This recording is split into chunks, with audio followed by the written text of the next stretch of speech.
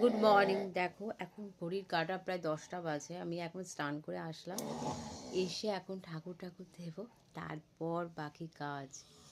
চা খেতে খেতে সকালে যে 11টা হবে আমার। তো পুজো দেওয়া এই মাত্র কমপ্লিট হলো, বললাম ঠিক 11টায় আমি চা খাবো। এখন ঘড়ির কাঁটা বাজে 11টা 4। তো চলো দেখিয়ে দিই। এই যে ঘড়ি ঘড়ি ঘড়ি ঘড়ি দেখতে পেয়েছো? তো যাই হোক, এখন চাটা খাই, খেয়ে আবার রান্নাবান্নার দিকে এগোতে হবে। আর প্রচণ্ড ঠান্ডা, আর পারছি না। এই যে জল গরম হচ্ছে, গরম হয়ে গেছে, বা চাটাকে রেডি করি। চলো এখনকার মতন ভিডিওটাকে এন্ড করি। ভিডিওটা ভালো লাগলে প্লিজ একটা লাইক করো, কমেন্ট করো, শেয়ার করো। চা আমার কিছু না, একটু চা পাতা দিয়ে দেবো, এর মধ্যে গরম জল দিয়ে দেবো, ব্যাস হয়ে যাবে চা রেডি। চিনি ছাড়া চা তো খাই অবশ্যই।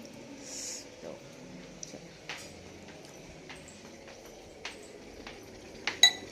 আমার চা।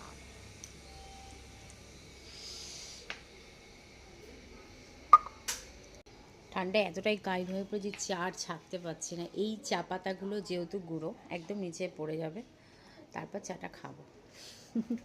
চলো টাটা।